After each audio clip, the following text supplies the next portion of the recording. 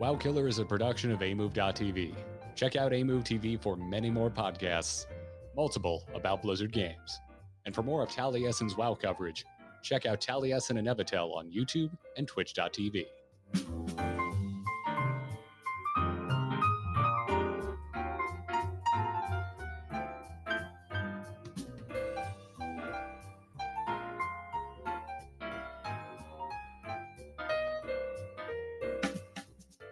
Greetings and welcome, everyone. This is WoW Killer. I'm Garrett Weinzerl, here as always with Taliesin. That's just it, Taliesin, no last name given. How you doing, dude? I'm Taliesin, like Super Mario. Wait, that's what's on my passport. That's what's on my birth certificate. Film? And I have a sexy younger brother called Maldini Taliesin. Called my favorite side character in John Wick. Who's your favorite side character in John Wick? The actor that played Luigi in that terrible Super Mario Brothers movie. Wait, what is Luigi in John Wick? He's the guy in the first movie who runs the chop shop where they take John Wick's beautiful mustache. No! Now I have to watch John Wick and That's Super John Mario Leguizamo. again. That's John Leguizamo, dude. Wow.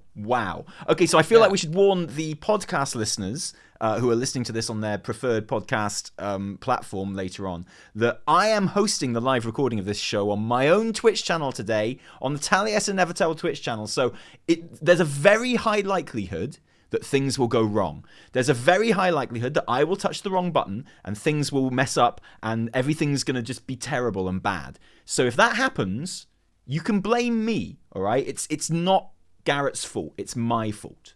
So the people that are actually at the most risk are the live viewers, because as long as our Discord call keeps going as I drop a pen I was just fiddling with, which is great audio, the podcast will still happen because I'm recording on my end. Yeah, exactly. So it can go as wrong as it likes here.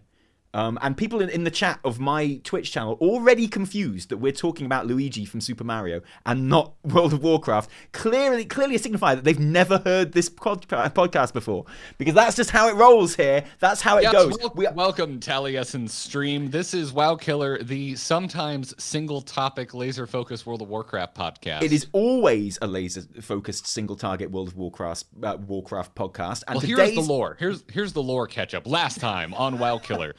This is the first time this podcast has existed at a new expansion launch, which means we didn't think far enough ahead on that single topic bit, because it's actually really hard to only want to talk about like a single thing when a new expansion is out and World of Warcraft is at its maximum sexiness. Yeah. And it is at its maximum sexiness as well. I would say Shadowlands is considerably more sexy than BFA. Because there's a whole lot more people wearing a whole lot less clothes. I mean, look at the jailer. That man is an oiled Adonis, okay, with his cool prison tats. That guy's not wearing any clothes. Look at Side and Athreus with his very sexy low cut, top. He did remove part of his chest, though, so there's also less skin to look at, even though there's less clothes. It could have been clothes there. He could be like an action figure, and the clothes get like clicked into the hole in his chest. And that's how he removes his shirt. Okay, listen, before we get started... Dirty Alliance main, but, I mean, if you like Horde BFA, I mean, those Zandalari trolls aren't leaving much to the imagination. That's actually very true. The blood trolls. Okay, you have a point. But the Zoval, the jailer, wins in sexiness over the trolls. Do you know why? Is a glory hole in his chest? Well, there's that. But all things being equal, that boy got chains. Chains are sexy? Oh, Garrett, we're going to have a sit down one of these days and talk through everything. Oh, I wasn't aware you had a sex dungeon. I call it Zoval's place. Gotcha. So anyway, on to the laser-focused topic for the day. Listen, I'm sorry. The topic today, I'm in charge of this podcast now. I can just get rid of you. Wait a minute. Hang on. Bye. He's gone, everyone. It's just Taliesin's show now. Unlucky. Oh, no, we can still hear him. Damn. Okay, you're back. See, I still post the audio podcast, so your strategy needs a little bit. Oh, foiled. I would have gotten away with it as well if it wasn't for Garrett's hat. Oh. Gotten away with it, too, if it wasn't for you meddling RSS feeds.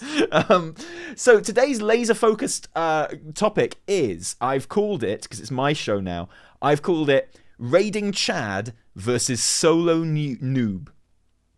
Oh, nice. Yes.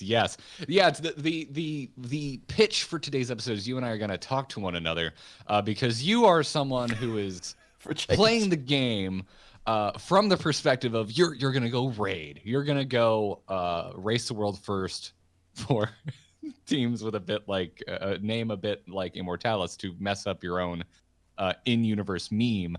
And I am someone who has played WoW fairly casually for the last few years. And even though I'm putting in full-time hours into the game right now, I'm not playing it for raiding. I'm really kind of looking at it from a solo play perspective for now. So to put it into the context of the episode title, I am the raiding Chad, and you are the solo noob. Yes, I haven't been a raiding Chad since Wrath of the Lich King. Shit, man. I'm sorry. That is hard times. I was raiding... Do you look at raiding Chads like me, and do you think, God, if only that was me. If only I was that Chad. I don't know about you, Garrett, but I had Jaina today, after I completed my Torghast thing. I had Jaina tell me that she owes me everything. Because she obviously took one look at me, and she's like, well, that is a raiding Chad right there. Clearly. And he gets whatever he wants. He doesn't have to roll for no loot. He doesn't have to roll for no drops. But he can if he wants. I do. I really do. I look at Taliesin and I think to myself, there is the peak alpha male. Mm-hmm. If only. And mostly because of the raiding, exactly. Now you brought it up, and we'll talk about your boring solo play in a minute. But it's a very exciting week in World of Warcraft because it is season 1. It's just started.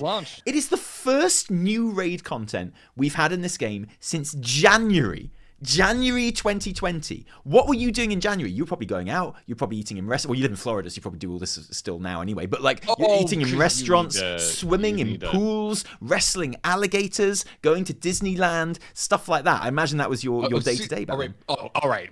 Pump the brakes because it is Disney World, mofo. It is Disney World. California has that crappy Disneyland where the walkways Which one is the first one?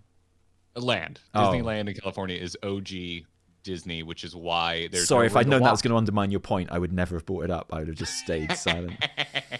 I didn't mean to humiliate you. So this is, as a Floridian, you are never allowed to let anyone say Disneyland when they clearly mean world and let them get away with it. It's actually, you're required or you are expunged from Florida. Okay, cool. Yeah, they'll kick you out of the state. My point being that you were quite happily going about with your everyday life. You were probably just nailing guitars to your wall and living in your little garage where you record this show from, and which, by the way, is looking beautiful with the Christmas lights. I'm very impressed. So festive. Festive. Yeah, it's gorgeous. Yeah, I'll tell you what, we were on this show planning this gorgeous monologued explanation of Old Gods lore going into the final raid of BFA, as if we had any plans to keep up with that level of effort. Sure. Fair. Yeah, exactly. It's whoa, that motherfucker's a world. Well, wait a minute, this is a podcast. The whole point is it's talking to your WoW friend about WoW. Why are we making this harder for ourselves? Yeah, it's very true. So, so it's season 1, and that means a few things. It means Mythic Plus is live. A whole new era of Mythic Plus. Maybe you've been doing some solo Mythic Plus. Don't tell me now. It's for later on in the show. Don't spoil the surprise. I am that amazing, yes.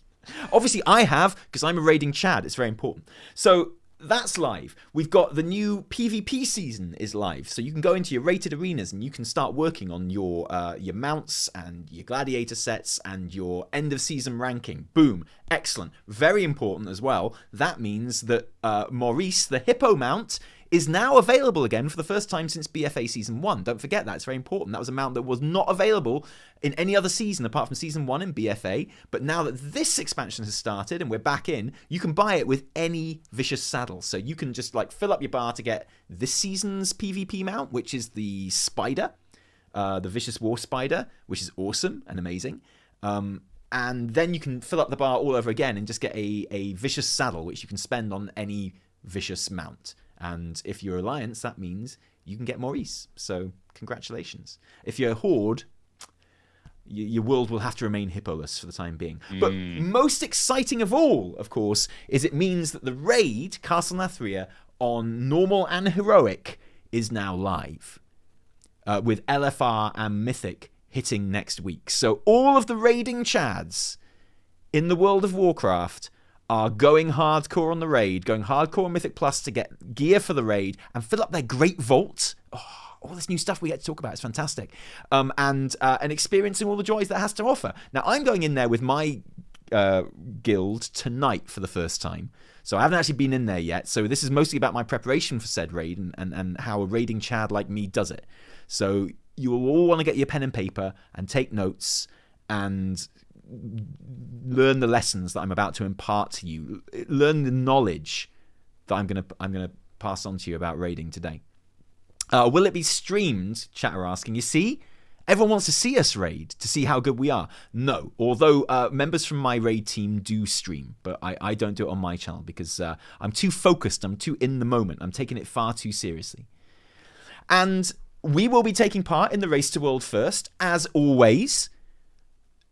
The Race to World First for guilds with a name a bit like Immortalis. So my guild is called Immortalis, as maybe you know. And obviously we like, you like to set yourself personal goals and personal targets, don't you? You know, we're not like a world first. I mean, maybe you guild. do. Me, I let the WoW winds take me where they may. I just kind of go blindly through the game, and I'm like, hey, what's this? Well, we needed to make it a bit more entertaining for ourselves because that element of competition was really missing from our raid nights. You know, we wanted our own Race to World First, and obviously we can't. You know, what we did was we noticed that we were having like a kind of keeping an eye open for guilds because Immortalis is just a Latin word, right? What do you think it means, Garrett? You know, with all of this explanation, Taliesin, you're sounding less and less like a raiding Chad and a little more like a raiding Jerry. What? No, because I'm about to tell you about an amazing victory, okay? Like, you might not have got a world first in a while, but you're looking at a champion here, mate. And we just noticed on WoW Progress, we were noticing that we were keeping a special eye on other guilds that had the name Immortalis, or a name a bit like Immortalis. So maybe like Est Immortalis, or maybe, you know, Immortalis Rex or something like that. And we keep an eye on them. And there were like 4 other guilds across the world with a name a bit like Immortalis. And as it happens, they were all like heroic guilds, like we were doing at the time. And so we were kind of keeping an unofficial eye on them and thinking, we've got to beat the other Immortalises. We got to beat them. We've got to beat them. And so I made it a thing on the Weekly Reset, which is my YouTube show, my weekly YouTube show, where we just took a look at that and we were like, yeah, this is on. And they might not know it, but we know it, and it's on. And we won. We won the Race to World First for guilds with a name a bit like Immortalis. Now, since then, that was Battle for Dazara Law. Since then, there's quite a few more guilds with a name a bit like Immortalis. In fact, at current count, there are 12 taking part in the Race to World First for guilds with a name a bit like Immortalis. Including names, there are no less than 2 guilds called bit like Immortalis. There's a Taco Immortalis. There is a True Immortalis. And all sorts. So yeah, we've got our work cut out for us. This tier. As long as we're not 12th, that's the only thing that's what I think about. So your hope is to finish 11th or better. Yeah, exactly. That's and ideally first, because we're not the reigning champions. I believe Taco Immortalis are the reigning champions. I might be wrong about that. When it's not us, I don't give a shit. But yeah, so 12 Immortalises, and we'll be taking them all on. And it's my favorite thing about the new tier is the Race to World First for guilds with a name a bit like Immortalis. And we'll be covering it on the Weekly Reset. And so what I'm saying is, you know, we take our raiding seriously as a result because we are representing Argent Dawn EU and all Immortalises everywhere. And you know, you gotta raise your game for that. So that adds a nice bit of competition. So we'll be going in tonight for our first raid night. Now, when you were still raiding, when you were still a Chad back in Wrath of the Lich King, what did a raid night look like for you, Garrett? Do you want to know in-game or out-of-game? Because Both. Out-of-game there was this is some very Pizza Hut important. being ordered. Well, I mean, out-of-game, presumably, you just go into the off-license, stocking up on gin and energy drinks, doing some lifts, doing some crunches. graduated college and was living in Los Angeles, so I had about 2 cents to my name. So I would walk down to my local Pizza Hut We'll do that because it tonight. would give me enough food to get through the weekend after my raid night.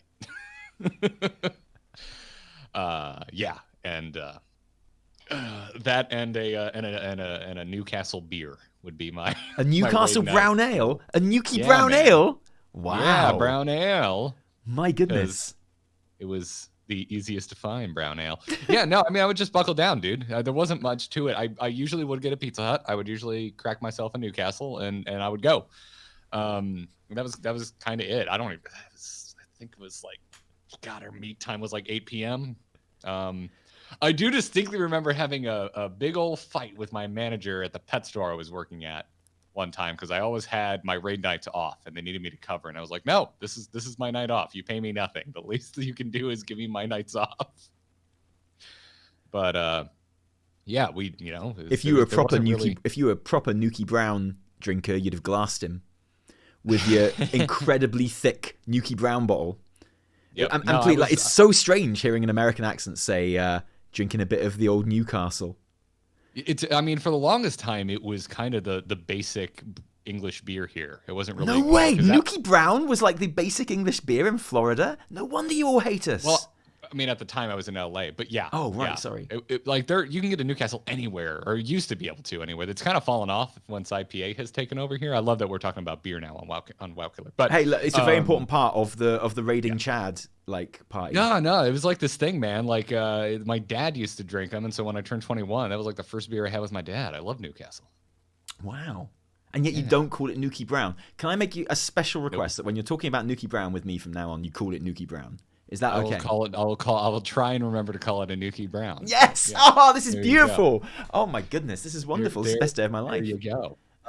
But yeah, no, I mean, we would just meet up and go. I was the main tank at the time on my pally. And it's like I don't really, when you say like what did you do, like that was it, man. I wasn't late. We showed up. We studied up. We went for it.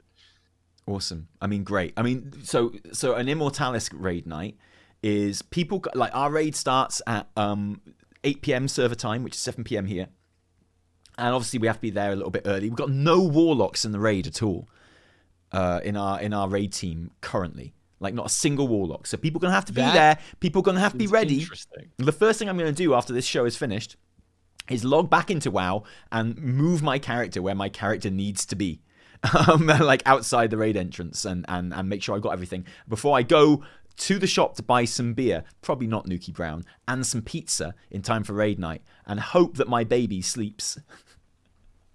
Hope I can get my raiding with a baby is like incredibly difficult, I would imagine. So Evie is downstairs with the baby now, basically just throwing him around the room, trying to tire him out, like keeping him incredibly stimulated, not letting him sleep, in the hope that we can get him down for 7 p.m. For a few hours, and we can actually raid. And I love that having a baby is very much like me trying to tire out my youngest Chihuahua, so it'll leave me alone when I want to play it's exactly like that. I mean, it's what everyone says. Like having a baby is exactly like having a youngest Chihuahua. Definitely, yeah. That's an idiom I've heard many a time. I every time I look at my baby, I'm like, you fucking little Chihuahua, what's going on? Nice. Every time I look at my baby, I think, I wish I'd got a Chihuahua. That's so much easier. No, I hear Chihuahuas are like you can't just put them in cages. Yeah, exactly. And you get frowned upon for doing that with a baby, is all I'm saying. Not in Florida. It's not something you want to talk about. What? Hang on, you put babies in cages in Florida? Oh yeah. It's just yeah. That's what we do. With our babies, baby alligator, same thing. Doesn't matter. Yeah. And keep it in a kennel. When I'm wrestling with my baby trying to get his nappy on and off, it does often feel like I'm wrestling an alligator. He kicked me so hard in the balls today. Like, so hard. And I'm not being funny. Had he not been on the table getting changed and therefore at risk of rolling off if I wasn't there, I would have spent a good 5 minutes just lying down quietly with my thoughts on the floor for a while to catch my breath. Yeah, it's funny you mentioned that because my Chihuahua kicked me really hard in the balls last night. It is the same. It is the same. It laid me low. Oh my word! I was horizontal on the couch. Oh man. But as a result, most of what I've been doing in WoW, particularly this week, but even in the opening 2 weeks, with a view to getting to this point, has been with raid in mind. So I have like prioritized my power progression over quite a lot of other stuff, because the Covenant campaigns started in earnest last week, and carry on this week. So what I really want is to have 4 characters, 1 in each Covenant at max level, seeing these Covenant campaigns unfold over the weeks, because we're getting a Covenant campaign quest a week. That's 4 new Covenant campaign quests a week over the span of the Covenants, and I want to be seeing that stuff. I know it's all been data mined and played on the alpha already, but I purposely didn't spoil myself. I spoiled myself with the dungeons. I spoiled myself with the questing. As like someone who reports on like WoW news, that's kind of my responsibility. But I was like, I don't have to spoil myself for these Covenant campaigns, and that's my little guilty pleasure that I kept myself in the dark for, which I'm really enjoying. So I'm getting like major FOMO, as we talked about last episode, from not having that. Because I'm focusing on like the power progression stuff, So like I'm gonna have to go back. I'm gonna have to finish getting my 1,000 anima so that I can get my renown, so that I can unlock like a pretty useless extra rank on my soulbind in time for raid. Because otherwise, I would feel like I haven't been doing it properly, I'm. When you were raiding, would you go into a raid having read up on the fights in advance, or first time you went in there? I had a spiral notebook that I kept for raid notes. Wow. It lived on my computer desk, and God, I don't even remember. I'm trying to remember back then what I was even watching or reading for boss guides. I don't know. Back then I was still learning like how to gear and my rotation from elitist jerks, but I can't remember where I got my boss guides from. So you were taking lessons from Ian Hazakostas himself, pretty much.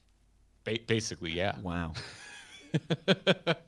But it was kind of required. Our raid leader, who was a warlock, suffered no fools, and you had to come prepared. I mean, I really wanted a tank. And the whole reason I ended up on Horde, because I was Alliance when I first started playing WoW.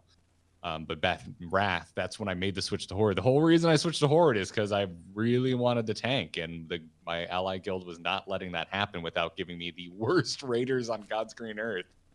And that's why I ended up on the Horde. So I took it really seriously. Also, I think this is why I'm having so much trouble kind of explain to you what the hell my raid night preparation was, because like I was fresh out of college with nothing better to do. Like I couldn't have been more free to just sit and veg with World of Warcraft as long as I wanted to. So, what were voice comms like in your raid? We used Ventrilo. Shit, my raid used to use Ventrilo back in the day as well, and we had to pay for it. Pay for it. Yep. I had to chip in and help pay for Ventrilo, and then I left the guild. And I was like, can I have some of that back? The guild just kind of covered it. It was my remembrance. Or they asked, and I just never gave it. But honestly, I was so freaking broke. So I would be, hey, for Horde on Argent Dawn US, I would love to retroactively chip in for the Ventrilo. Now that you're a world famous podcaster. Sure, that's really nice of you. Well done. Now that I can pay my bills, I would love to retroactively chip in for the Ventrilo I never helped pay for. Yeah. And Ventrilo was shit as well. It was a really terrible service. It just wasn't very good at all. It was better than TeamSpeak, which was the first ever voice chat I remember using. TeamSpeak sounded like everyone was talking on a kazoo made out of wax paper and a comb. And was it like a strict chat channel? Was there like, no talking over people? And I mean, were there like general etiquette rules, or was it kind of a free for all? Because I've been in examples of both in various guilds. We never really had to sit down and have a conversation about it. There was a lot of screwing around outside of boss pools, and then when we were in a boss fight, especially if it was progression. Like I remember you could hear a pin drop during Syndragosa while we were trying to drop Syndragosa. It was dead quiet unless it was, a piece of information that had to be called out. But I also remember having the first half of ICC on farm and us just like cracking wise constantly over comms. So farm night is stand-up comedy night, and progression Yep. is like serious Chad Raider hat on. Yeah. And that's the thing. So like tonight, I'm really looking forward to, because like tonight will be, now obviously I've been jumping into kind of mythics in the previous weeks and Mythic Plus this week as much as I can with my team and with my guild and on stream as well. And obviously when I'm doing it on stream, I keep the comms off because I don't want to get thrown off Twitch. But when I'm like doing it with my buddies and my guildies, obviously we're in comms, we're in our Discord. We're chatting and stuff, and it's been really nice to catch up with people. But tonight there will be people on comms who I literally haven't spoken to since last time I raided in Nyalotha, which I don't know if you know, because I haven't mentioned it much. That was in January this year. That was the last time a raid came out, almost a year ago. It's damn near the 1 year anniversary of this podcast. Oh God! Wow, yeah, because we started towards the. I remember we were running before Nyalotha came out.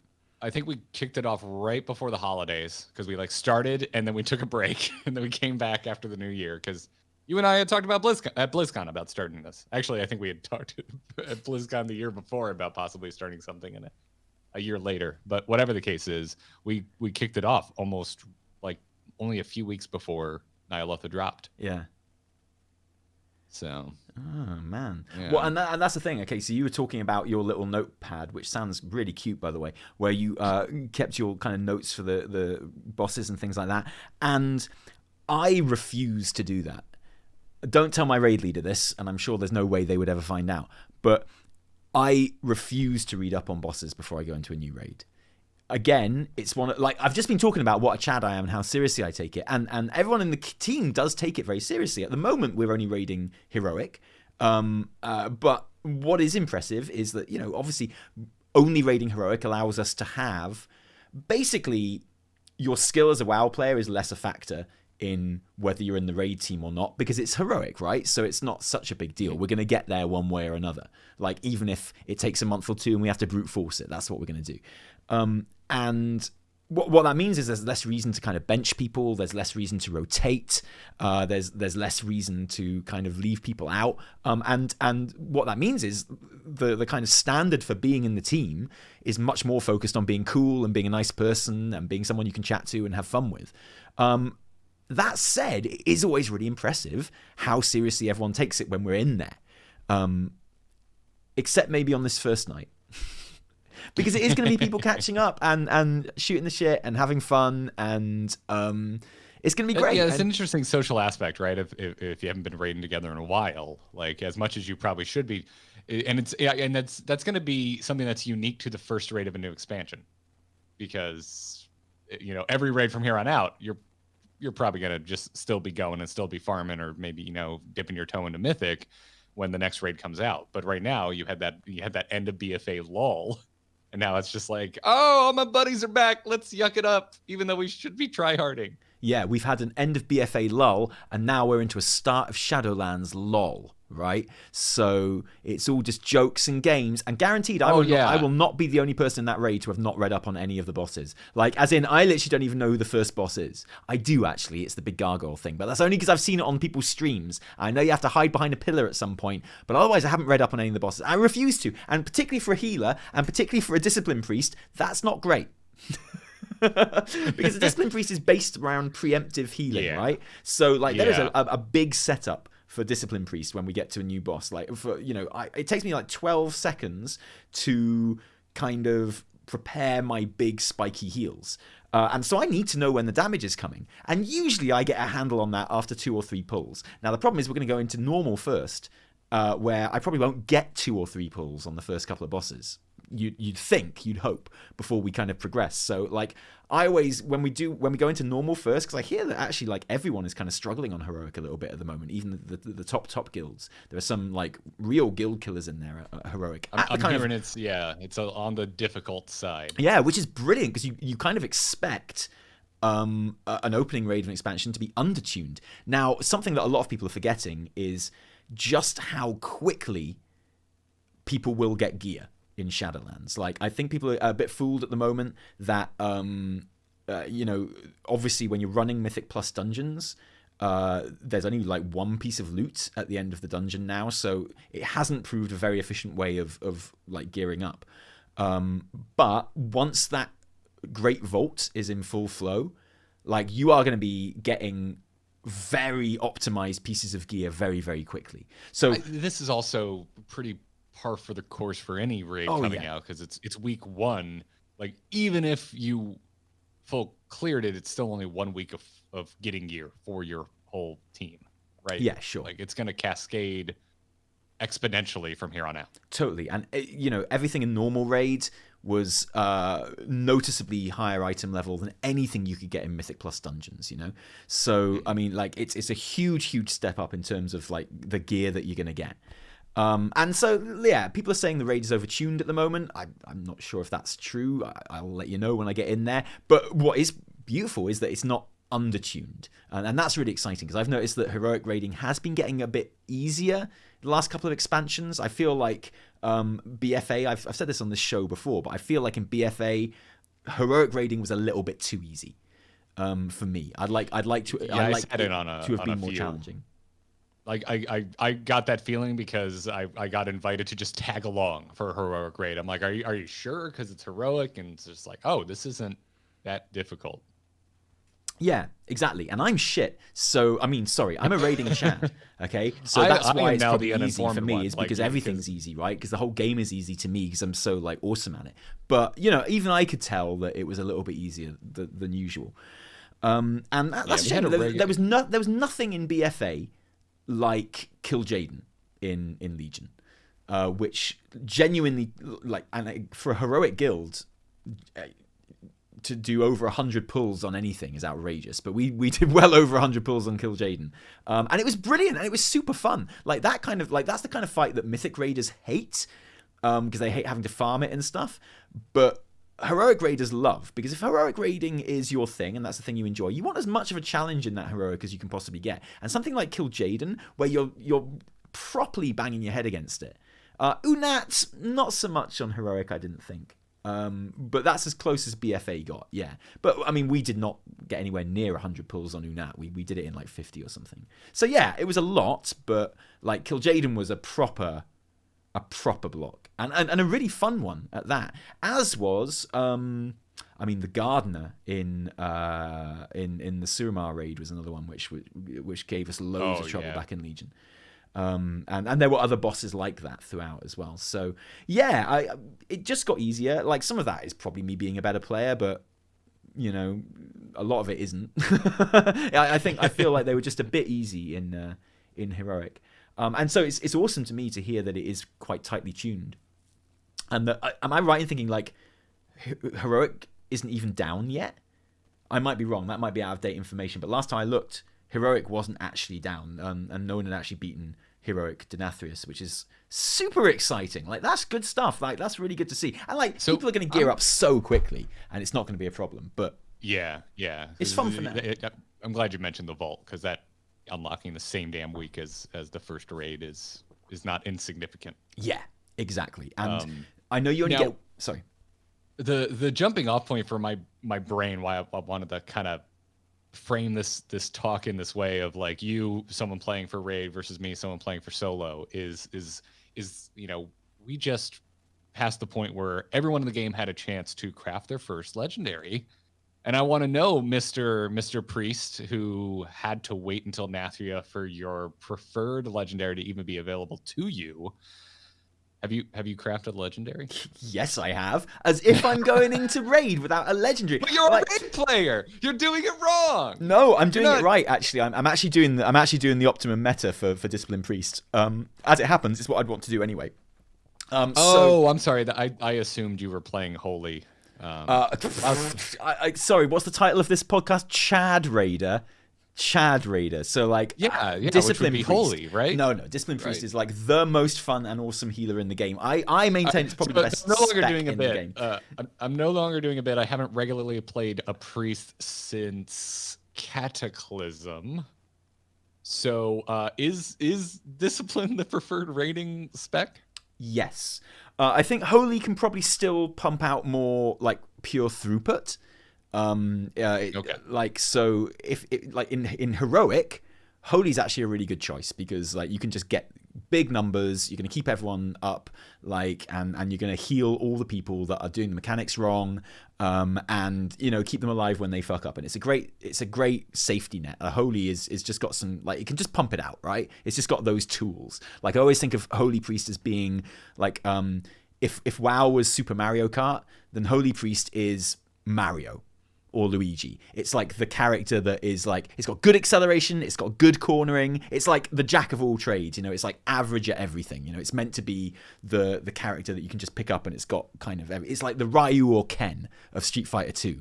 It's like and whereas Discipline Priest is kind of like the Bowser or the Donkey Kong, in that it's got very slow acceleration and its cornering is okay, but in the hands of someone who knows what they're doing, it's like easily better because it's got a higher top speed and stuff like that.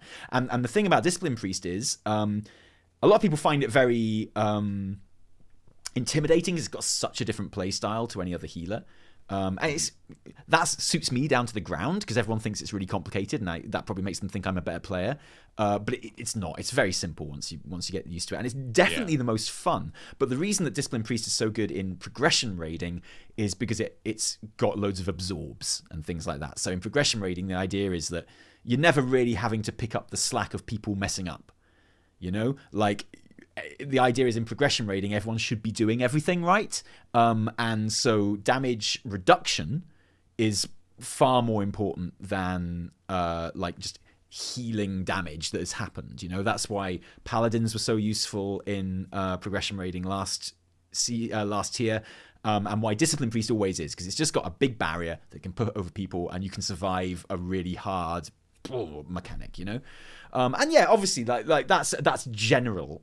That's generalizing, and there's always going to be moments where other healers and stuff shine through, but that's why Brewmaster is such a Chad tank is on progression, is because it can just waylay the damage, and it's not an absorb, but it functionally is like an absorb stagger. So yeah. Well, that's cool. why. Cool. I was legitimately curious about that, Yeah. so thank you for that breakdown. But I now know why my buddy in real life, who's a priest, has been watching your stream. Oh, bless. But that to answer your question, I actually gave away some WoW knowledge there. I have to get back to talking about Batman or something. But like to answer your question, no, I did buy a legendary because I was not going to miss out on all the legendary fun last week. Everyone crafting their legendary and getting their orange on and just having fun times. And I wouldn't have wanted to miss out on that. And I was getting major FOMO, major general FOMO. Is the title of our last episode? Yeah, it was horrible. Yeah, I was like, so I've got to craft. But as it happens, okay, so my Bis raiding legendary is only available from raid. It's called Clarity of Mind. Yeah, I was aware of that, and that's kind of where I was going with this. Was I was curious if your legendary crafting strategy was dictated by the fact that you gear for raiding, and so I was kind of expecting you to wait. Well, it's and also it is a 100% drop rate. From raid how much bosses. of this was like legitimate strategy, and how much of this was I just wanted to get in on the legendary fun? Okay, so luckily it is 100% a strategy. I think I probably would have done it just for fun as well. Okay. But it is legit a strategy. Because I had to have a think on mine, which is what made me have the realization. I was like, I think I'm a solo player. And remind us at what least we're at playing. This moment. Protection Warrior. Okay. So what is your Bis legendary, and what have you got? So my Bis legendary is the Wall, which drops out of Castle Nathria. Man, that sounds so cool. So that sounds so cool. Available to me until this week, and Shield Slam. Let me pull it up. Shield Slam generates an additional 5 rage and reduces the remaining cooldown of Shield Wall by 5 seconds, which is amazing. Yeah. I still want this. However, my best in slot for Mythic Plus or Spires of Ascension, and also amazing in Torghast, is Thunderlord, which I got on my very first heroic run, and I hadn't even looked up where it dropped from yet. I just got it. I was like, oh damn, sweet. Pro play. You're so good at this game, you were like subconsciously playing it, right? You were subconsciously playing the meta. I've come a long way from keeping a spiral notebook on my desk. I'm sorry, like I know spiral is a make of notebook, right? But in my head, I can only see a notebook which is literally a spiral, and that you have to write in a spiral. So that means you have to read it like this. Well, okay, so if you're 20% health. If you're emoting, I can't see it. So this is oh shit, you can't. I was turning around the notepad like a wheel, like it was a spiral, and obviously your writing has to get smaller as you get inside. So it's like at 20% health, he's gonna do the. I think it's enraged, but it could also. Well, eventually I fell in love with moleskins, so it didn't matter anyway. But of course it's a mole. Of course it's these days it's a moleskin because you're a world famous podcaster. I think I'm heading back down that road because I'm enjoying Shadowlands so much, and because I have this podcast, and because I'm on the instance now. I think at some point I'm going to evolve back into the old version of me that researches and reads up on everything, but I'm not quite there yet. Which interesting. Yeah, kind of goes against. Can you do that after this show? Because otherwise the title's already out of date. We haven't even finished. Can you just remain the virgin solo noob for now? And definitely. Listen, I'm going to stay that way at least until the end of this podcast. I don't think I'm going to become that informed. But yeah, anyway, so I just went ahead and crafted some boots, slapped Thunderlord on there. I put mine on boots as well. Why did you choose boots? Did you read up on that, or did you just think boots are rich shit? I'm definitely going to put them on there. I only had two. So I only had two options. It was that or gloves. And I did go look at the models, and I was like, those are just really cool looking boots, and I want to see them. And also, it modifies Thunderclap. I'm doing it with my feet. It makes the most sense from a lore perspective. That, if you don't mind me saying, is a Chad move. You're playing the game right. That's awesome. No, I'm not even joking. That's brilliant. For my gloves to augment my foot stomping ability? Yeah. That doesn't make any sense at all. Well, I think I had the choice between crafting like feet or a hat. Okay, so obviously the hat would have looked better. The hat does look cool, but that hat, I think, needs the shoulders to balance it out. Oh, maybe. Yeah, actually, hat. It would just make me look like I had a massive head. I'd have looked like a Funko Pop. You look like a lawn dart. I mean, is that better or worse than having a tiny head? Is it better to have like an oversized head or an undersized head? I think you look stronger and more imposing with a smaller sized head. You look more adorable and approachable with an oversized head. I mean, think about it. Think about how Blizzard draws their characters: broad shoulders, tiny head, and think about Sanrio and Hello Kitty. Well, we haven't talked about the Super Mario movie for a little while, and I think this is a good example of that. So the Goombas, obviously in the game, in Super Mario, they've got tiny little legs and a massive head because they're mushrooms, right? Whereas the Goombas in Super Mario the movie, this ain't no game, are the opposite. They've got huge bodies and tiny little heads. And which one looks better? I would say the Goombas in the game. So I'm going for big head, tiny body. All right. So actually, I could have crafted the hat. Then you messed up. Then you messed up. You should have. Yeah, I could have crafted the hat. But my thinking was that the boots, like, it's more fun to loot a hat than it is to loot boots. So, like, I had that thought too. So when I loot a hat in raid or whatever, I don't want to spoil, like, yay, I got a hat. You know? Like, whereas if I loot boots, I'm like, give a shit. Doesn't matter. Got my legendary in there, mate. You know? And ideally, I'd like to be able to craft. I think I can craft. This is what I should have looked up, actually. I'm hoping I can craft Clarity of Mind on boots as well. Because obviously, I don't want them to be on different slots if I can help it. I'd like to replace. If I need to swap out my legendaries, I'd like them to be in the same equipment slot. So actually, I definitely should have checked that before I made them, now I think about it. But also, who turns down the opportunity for legendary shoes? I try for every pair of shoes I buy to be legendary in real life, so why wouldn't I do it in-game? Makes all the sense in the world, dude. It wouldn't have mattered for me, because the wall can only be crafted on shoulder or back, and Thunderlord is feet or hands, so it's irrelevant. I'm going to look it up right now. Hang on. I'm going to do some research. Wait a minute. Plus, I really, really want those Clarity of Mind, legendary. I'm going to find out. Chat's going to tell me before I find out. But I'm going to Oh wait, clarity of mind just took me to loads of yoga sites. Hang on, legendary Shadowlands. Right, come on, Wowhead, help me out, mate. Help me out.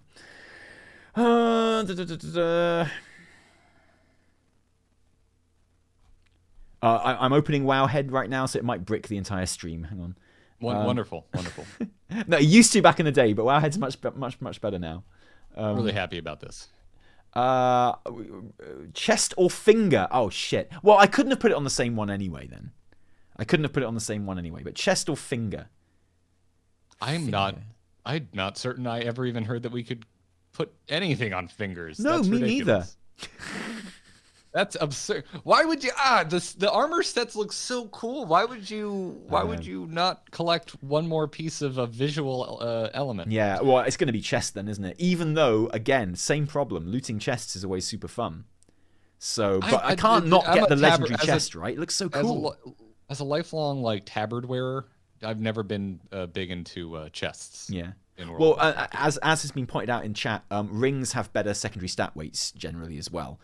That's fair. But though, where's the fun in that? You want the armor set. It looks so sick. No. So what the point is, it's better to craft the chest because you can loot better rings. Oh, that's right. Yeah. Sorry. Yeah.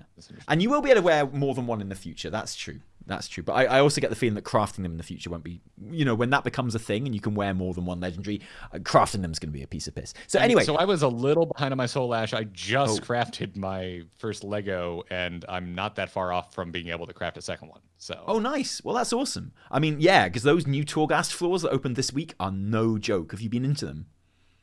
They are if you're a Prot Warrior. Oh, kinky.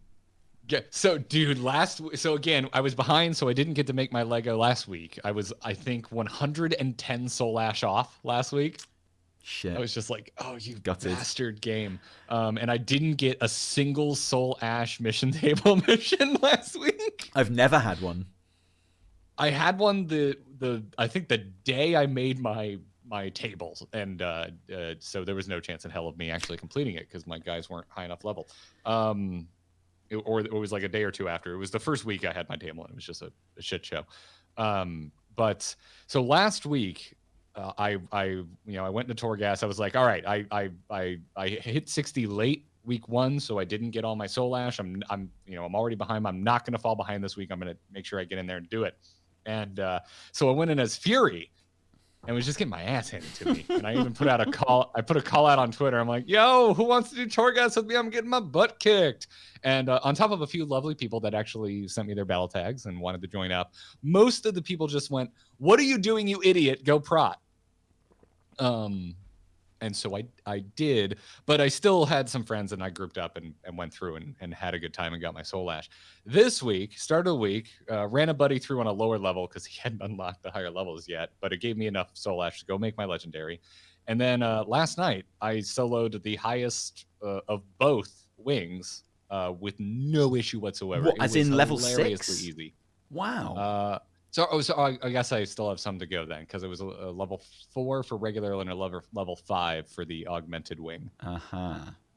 Okay. But the level 5 did not feel difficult at all. Because I like going into Torghast in groups of 5. I don't like going in solo. For me, it's all about going in groups. It's like really, really really good group content for me. Like for me, Torghast is like what Islands should have been.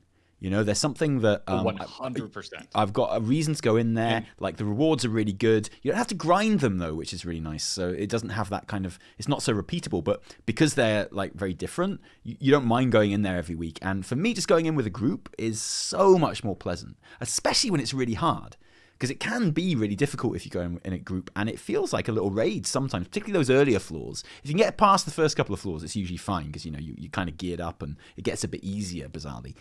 I had one run last week in, I guess it was Mortregar, that we exhausted all our deaths on the first floor.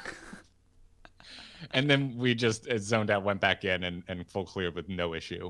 There are some rooms that you can get on the first floor where you go in and you take one look at it and you're like, fuck this, and you just walk out and reset it and walk back in. We should have, but we're like, no, we're going to do it. And we just kept dying.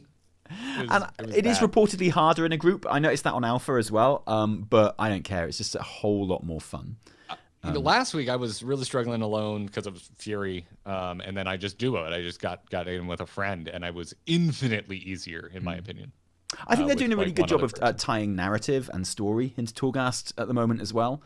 Yeah. So they're not like these literal islands which are disconnected from everything like islands were. And it is mean and nasty, and it's great. I love it. I think it's a really nice thing to do when I'm in the mood. You know, it's I think kind of my one critique is I do think it takes a little too long to capture that roguelike feel I know what you mean. at the moment. Yeah. Like I'm a little winded. Like I feel like it shouldn't take 40 minutes for a run. You should either die or have it done in like 25 minutes. I think I'm probably on your side with that. Yeah. Is kind of my feel, but I like again. I think that's something they can tweak for. I don't even know if that's their goal, but that's kind of where my gut is. Like, well, we're also very early on still. Like, don't forget how much more gear you're going to have going into it. And I know more floors will be released, but at some point you're just going to outgear it, and it will be 20 minutes. Right, and I just want them to keep going, like keep adding floors on and keep making it. Well, there is the endless one as well. Asinine levels of difficult.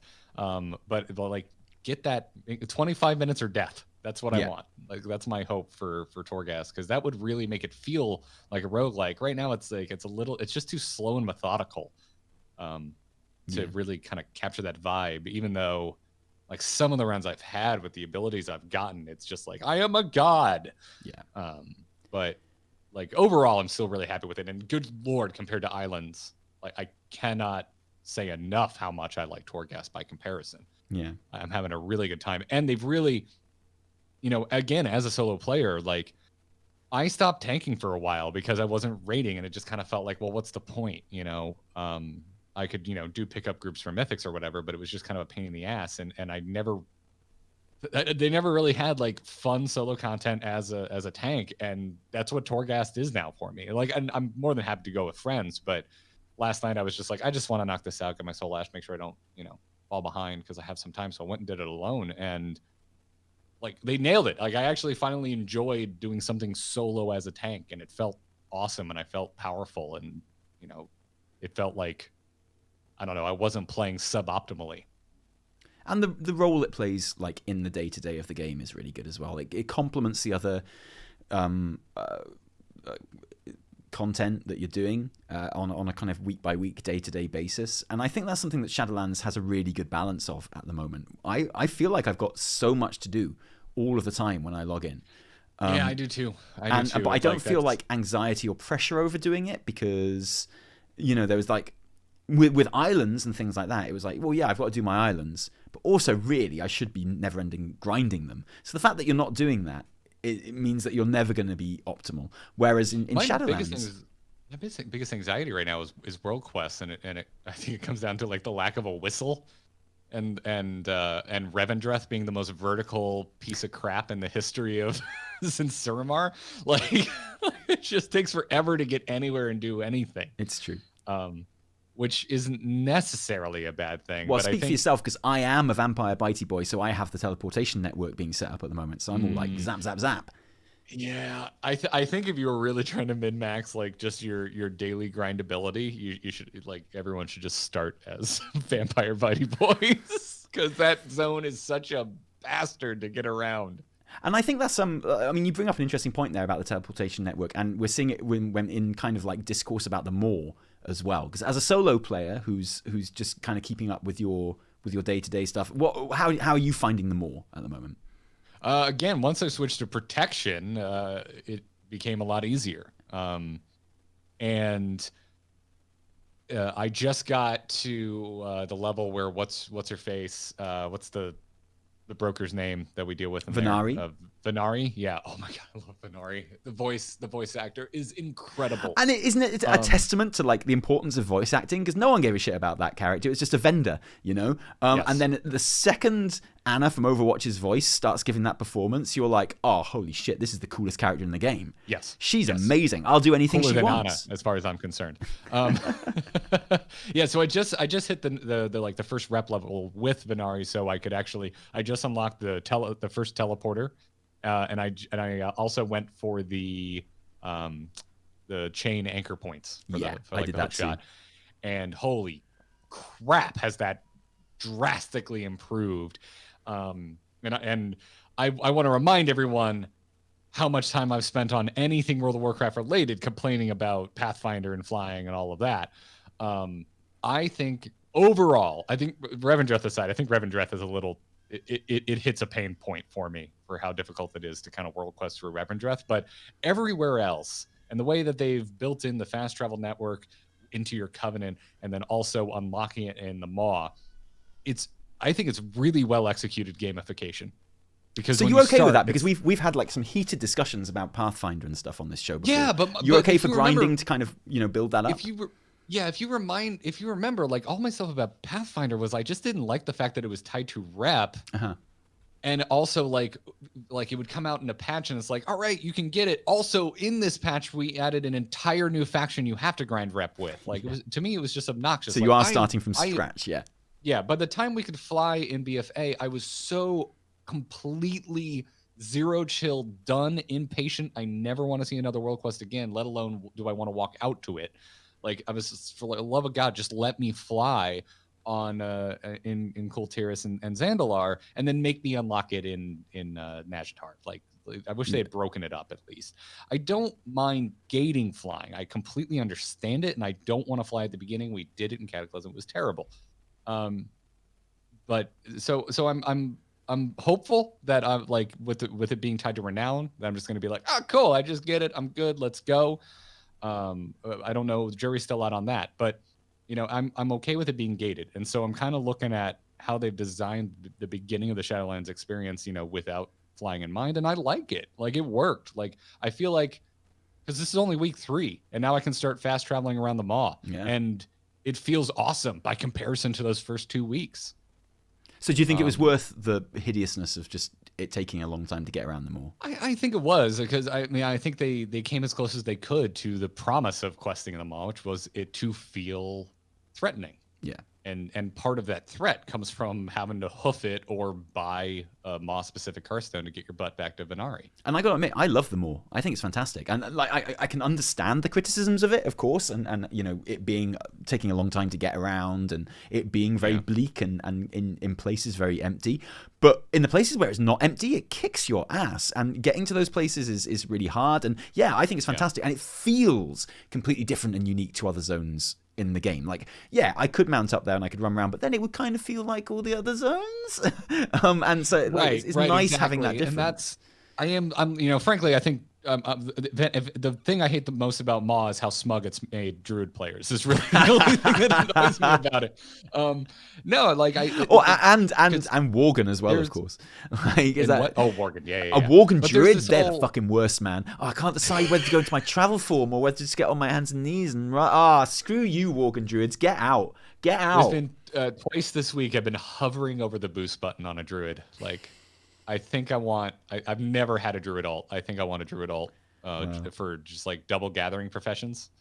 Mine got stuck. My Druid is stuck in the Threads of Fate leveling, which I don't enjoy. I don't enjoy Threads of Fate leveling. So I put mine in there to try it out. And when I realized I didn't like it, it's now just abandoned somewhere in Maldraxxus, like doing its Threads of Fate. Just chain run dungeons, dude. That's so boring. You're a Druid. To me. There's nothing stopping you. So boring to me. Sub 1 minute queues for tanks or healers. What are you doing? But I love those. I love doing the quests. I love the story. I love the narrative going through it, and it's just a bit more mindless and it's a bit more old school kind of leveling for me. I've never been into chain running dungeons but to come back to the unlocking fast travel and whatnot in the Maw and other places is like, I don't know. It's kind of the same way you kind of have your purists who are like, give me flying or give me death. I think you have that there's that same subsection with gating in World of Warcraft, which I find kind of odd to just be like hardcore anti-gating, because the whole game is gating. Yeah. Like at the end of the day. And so to me, much like unlocking flying, I think is just a question of like how much of a pain in the ass is it. That's kind of how I feel about this as well. And I think 3 weeks in, being able to get to really start to alleviate some of those travel pain points, I think that's the perfect amount of time. Yeah. I think if I had to do 1 more week without like a portal or like the hook shot in the Maw, I would have started getting grumbly. And I think if it was like a week sooner, I don't think it would have felt as much of an achievement as it was. Maybe you probably could have gotten it in 2 weeks. I didn't hit my mod dailies every single day, and I hit 60 late, but I've really liked the speed at which I start alleviating some of the slowness of getting around the mall. Yeah, and it's a really great example, I think, of what a lot of people are talking about in terms of Shadowlands at the moment. I think Shadowlands does really, really well, which is that whole idea of like mandatory versus non-mandatory content. So having that kind of grind to improve your covenant sanctum and unlock the fast travel and things like that, and like you don't have to go into the maw. Like the reason to go into the maw is eventually to be have enough rep with Venari and enough Stygia that you're buying like the gem slots to add to your gear, like in Ny'alotha. Like that's the real power progression kind of reason for the maw. But no one's at that point yet. So everyone is just in there kind of grinding and using that Stygia to kind of make it easier and make the entire process easier. And there's nothing mandatory about that. It's probably the more important of the non-mandatory gameplay is the teleportation network and the more, but it's still an example of that. And the same with kind of like using your anima conductor to unlock like a chest in a different part of the zone and stuff like that. And doing the Ember Court or whatever. What are you Bastion? What covenant? No, I'm Night Fae. Night Fae. So you've got the cool gardening little mini game. Have you been doing that? I just started keeping up on it, and it's funny you mention it because my phone just dinged on me and says, check on the seed. That sounds like a sex text. Who's that from? Is that from Ian? Check on the seed, Garrett. Check on the seed. It's from myself in the past talking to Siri. Oh, God.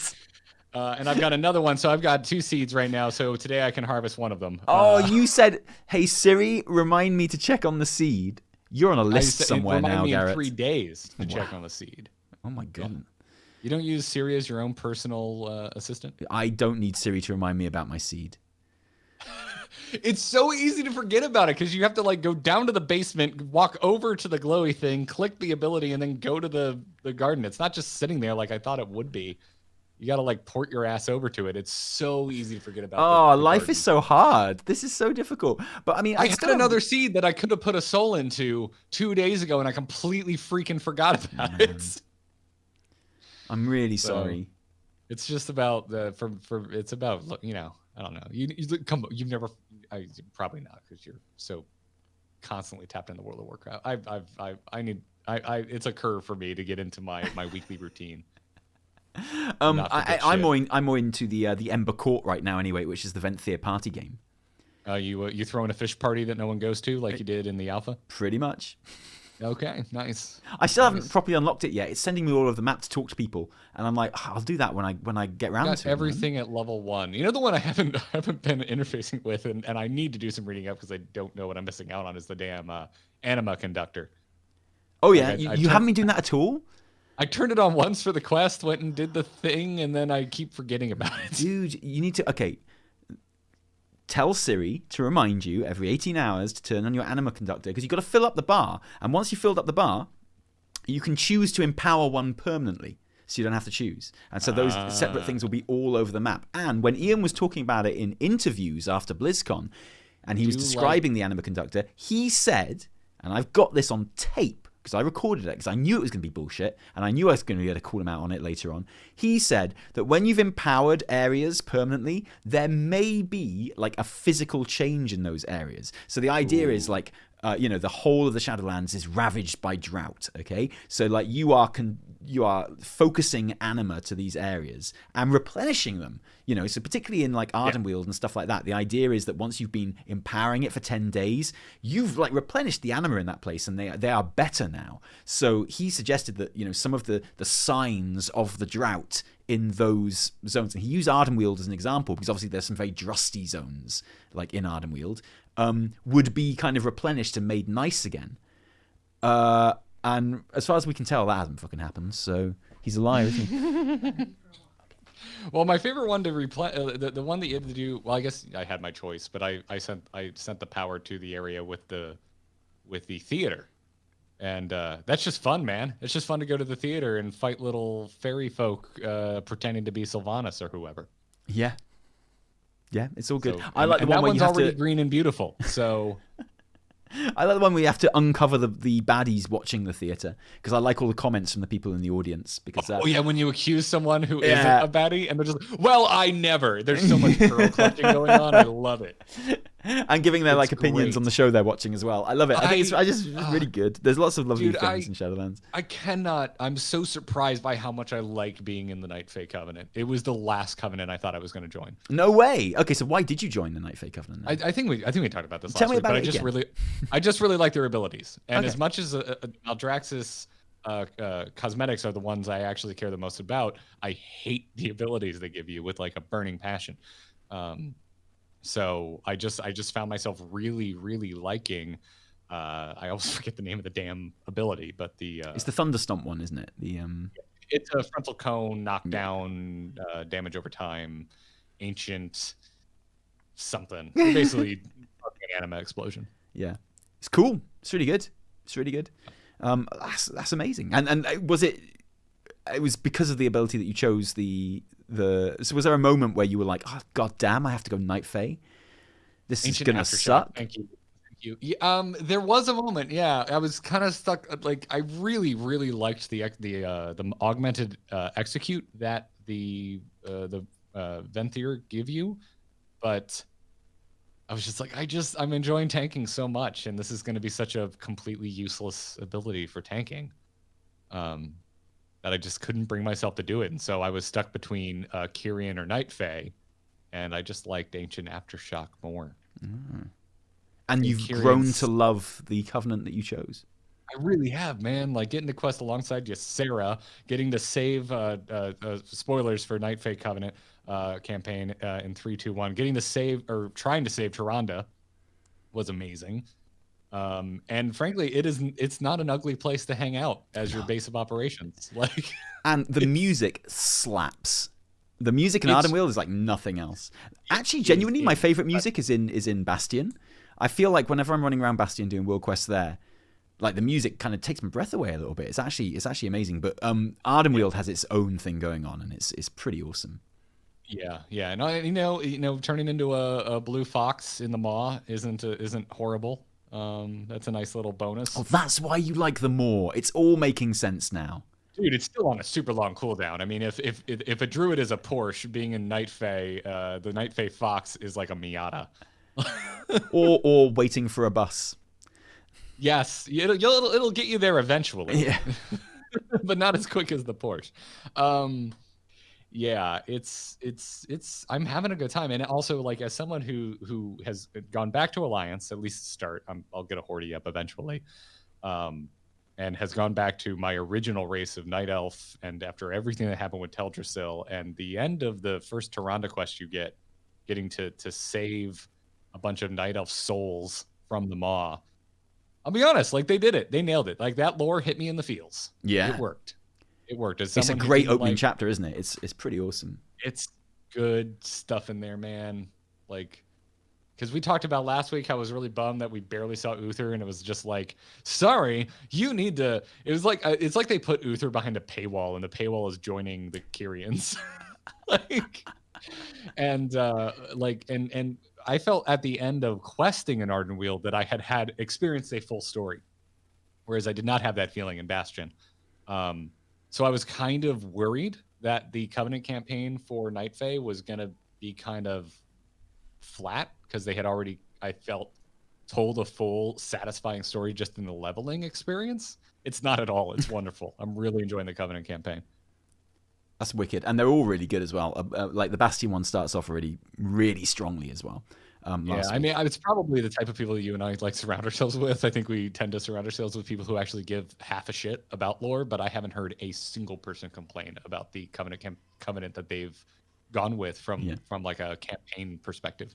So like when I log into World of Warcraft at the moment, like despite myself, no matter, like I would love, like I say, to be completely indulging in the lore and completely just throwing myself into it and seeing the different Covenant campaigns every week on 4 different characters, which I'm still trying to keep up with, but it takes a lot of work to be able to do that, and particularly when I am preparing for raid and stuff as well. So maybe once that's rolling, and I'm not having to run so many Mythic Plus and stuff to try and get gear that I will replace instantly as soon as I get into raid and stuff. Hopefully I can do that. But what is your kind of like day-to-day routine when you log into the game at the moment then? I usually get in if I didn't log out at my Covenant Sanctum, I fly out there and get my calling, even though they are such an excruciating waste of time. Where's your Hearthstone set, Garrett? My Hearthstone set to Oribos. You're such a solo noob. You are. No one has their Hearthstone set to Oribos, Garrett. But it takes 7 years to fly from a zone to any other zone. Okay, so what you do is, Garrett, you get your guild cloaks, okay, which have a hearth to Stormwind. You use your cloak to hearth to Stormwind. The portal is next to you, and you go whoop into that portal to Oribos. Simple as that. Easy game. And then you have your Hearthstone set to your Covenant Hall. Someone tweeted that at me yesterday. I do need to do that. I am currently not in a guild. Right. Okay. Fair. Yes, I've been playing a lot with the friendly folks over on the Starting Zone podcast. So I've been debating moving my warrior over to their server. But you can get 3 guild cloaks. So and they're on like various, I think there's one on a 4-hour cooldown, one on an 8-hour cooldown, one on a 2-hour cooldown. So like basically you're going to always be able to have one available. And have a bunch of tabards that are just Hearthstones in your bag. Yeah, pretty much. But remember to swap it back again. Okay, so like the thing is you swap and you're wearing a statless cloak, and I may or may not have gone into Torghast once wearing my statless cloak, and because I'm a shadow priest and everything's purple, you don't even notice that you're wearing a different cloak. So you got to pay attention to that. But I find that you put your cloak on and something hideous, so you're reminded. Like transmog it to the ugliest, brightest colored cloak. That's actually a really good idea. Yeah, I'll transmog it to like the fairy wings or something. Man, dude, do you know how much money I spend coloring my hair? I've got fashion tips for you. That's actually a really good idea. That's a really good idea. But so I find that like I put the cloak on, I zap to Stormwind, and then I'm too busy running to the portal to like change my cloak. But I find that when it zaps you to Oribos, you can mount up and you run in a straight line, and you've got about 8 seconds to then go into your character tab and swap out your cloak again before you have to actually like turn or move or do anything if you're on like auto run. And obviously auto run, like I have that bound to my mouse. I don't know how people don't like. I don't know how people play WoW without having toggle auto run bound to a mouse key. Frankly. Oh yeah, mine's click down on the mouse wheel. Yeah, it's really important. Yeah. Really important. And how people do it. Because like, how do you snack while eating WoW if you can't do all of your movement just with the mouse? Well, how is your W key still working if you don't have it? You know. That's the thing. I'm the type of person that bound hold to move in Diablo 3. Like, wow, there you go. So I mean, and the problem. So the thing is, like, eventually, once you've unlocked all of your teleportation network in your Covenant, it will enable a portal from your Covenant to Oribos. So then you can just like have your Hearthstone set to your Covenant all the time, and it'll be absolutely fine. But for now, that's what I do. And 3 cloaks is enough for a single play session. You're always going to have enough teleports to Oribos with 3 cloaks. So, yeah, that's what I would recommend doing. That is some high-level raiding Chad advice right there. I would recommend they put some goddamn flight path gates from zone to zone and stop making me pass through Oribos every time. Well, that's what I would recommend. Actually, and I've said this before, but actually, I really, really like that you pass through Oribos every time. I know you do, and you're I actually really like it, and I can't really eloquate why. It just makes me feel good because you're actually crazy and objectively incorrect. But I love you for it. I just like it. I like that it takes you back to the capital to go to any other zone. I think it's really sweet. I like it. Plus, you get a little bit of a blast of Oribos music. You know, I'll articulate it for you because you are the closest you can get to having an argument is that it makes all the sense in the world from a lore perspective. Oribos and the way it functions, yes, I'm with you. As a piece of game design, I hate it to its core. Okay. Something I learned though, and something that might affect our opinions on this, okay, is that obviously the kind of the flight, the timey-wimey Doctor Who, Bill and Ted kind of like anima tunnel flight, is obviously hiding a loading screen, right? But something we scienced and that we actually realize now is that obviously depending on how fast your hard drive is, affects how fast that flight takes. So if you've got a very fast SSD that loads incredibly quickly, that flight is considerably slower than if you've got a very slow hard drive. To the extent that if you've got a very, very slow hard drive, you do get a loading screen. Oh, I didn't know that. Yeah, as you're going through the timey-wimey tunnel, if you've got a very slow hard drive, you will get a load screen. I can 100% confirm this, by the way, because on my main rig, I have it on my dump drive. It's not on an SSD. However, I finally upgraded my laptop recently, and it has a 1 terabyte SSD as the only drive on it. And my flight paths don't take nearly as long when I'm playing on my laptop. There you go. You see? So maybe my opinion of that is kind of, linked to the fact that I have a really fast hard drive. Yeah. So really that could be it. So maybe, I can understand why other people wouldn't like it as much. I need to reconfigure my space allocations. Yeah. On my... And I think that's cool. I think that's like, favoring raiding chads like me with excellent setups because, we fly from one point to one point just in a zone and it's going to take the exact same amount of time. But we fly to Oribos and Chad Raider Boy with his excellent setup is going to be literally faster getting there than other people. And that feels pretty good. Yeah, when I was doing with my buddy on his priest, he has WoW on his SSD, and we load into Torghast, and he's like, "Oh, this room looks so cool," and I'm like, "What the shit are you talking about?" And in my new build, I'm gonna have an even better SSD. So, suck it. I should probably just buy another one and just slap it in here. I need to. I don't think I have a terabyte. I think I have a 500 and a 750 SSD in this rig. I've got a terabyte, but I mean, WoW fills that up. WoW and my operating system just fills that up. Like, God help you if you ever want to dip your toe into any Call of Duty games, Taliesin.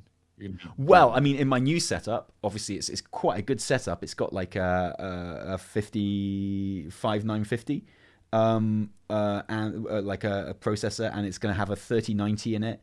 So it's going to be, and it's going to, it's going to have a PCIe SSD like 4.0. It's going to be beautiful.